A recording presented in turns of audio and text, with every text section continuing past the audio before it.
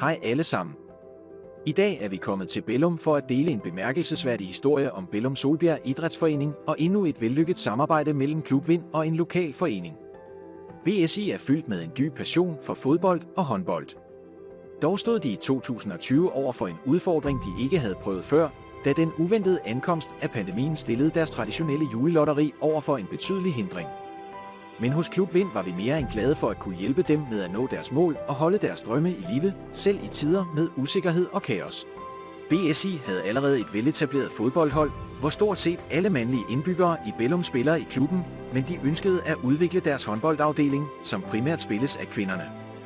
Med en stolt tradition for julelotteri stod BSI over for en ny udfordring. Spørgsmålene svirrede. Ville fællesskabet stå sammen?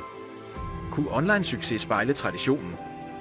Ikke desto mindre viste BSI mod ved at omfavne forandringen og have fuld tillid til vores metoder og tilgange, og her begyndte rejsen. I en by med blot 700 indbyggere var responsen overvældende, og fællesskabets ånd triumferede.